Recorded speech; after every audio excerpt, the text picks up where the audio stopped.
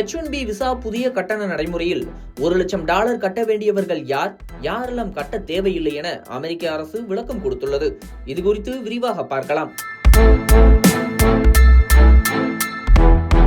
அமெரிக்காவில் உள்ள இந்திய தகவல் தொழில்நுட்ப தொழில் வல்லுநர்கள் மற்றும் மாணவர்களுக்கு பெரும் நிம்மதி அளிக்கும் வகையில் சர்ச்சைக்குரிய விசாவான $88 லட்சம் H1B விசா கட்டணம் குறித்து அமெரிக்க குடியுரிமை மற்றும் குடிவர சேவைகள் தெளிவான வழிகாட்டுதலை தற்போது வெளியிட்டுள்ளது.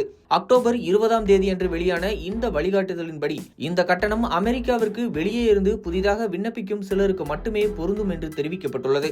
இந்த புதிய கட்டணத்தை பின்வரும் விசா நிலையில் உள்ளவர்கள் செலுத்த தேவையில்லை என்று அமெரிக்க அரசு திட்டவட்டமாக அறிவித்துள்ளது. அதில் மாணவர் விசா வைத்திருப்பவர்கள், தற்போதைய H1B விசா வைத்திருப்பவர்கள், அமெரிக்காவிற்குள் இருக்கும் பிற தொழிலாளர்கள் யாருக்கும் கட்டணம் இல்லை என அறிவித்துள்ளது. அதாவது F1 என்ற மாணவர் விசா போன்றவை செல்லுபடியாகும். மற்ற விசா வகைகளில் அமெரிக்காவிற்குள் இருப்பவர்கள் H1B விசாவுக்கு நிலை மாறுவதற்காக விண்ணப்பிக்கும் போது இந்த கட்டணம் பொருந்தாது. ஏற்கனவே H1B விசா வைத்திருப்பவர்கள் தங்கள் விசா காலத்தை நீடிப்பதற்காக அல்லது வேலையை மாற்றுவதற்காக விண்ணப்பிக்கும் போது இந்த கட்டணத்தை செலுத்த தேவையில்லை. L1 அல்லது பிற செல்லுபடியாகும் குடியுரிமை அல்லாத விசாக்களில் இருந்து எந்த ஒரு தொழிலாளியும் இந்த கட்டணத்தில் இருந்து விலக்கு பெறுகிறார்கள் என அறிவிக்கப்பட்டுள்ளது.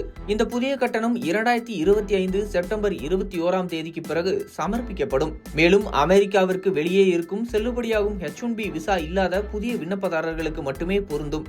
செப்டம்பர் 21ஆம் தேதிக்கு முன்பு வரை விண்ணப்பித்தவர்களுக்கு இந்த கட்டணம் பொருந்தாது என்று அறிவிக்கப்பட்டுள்ளது.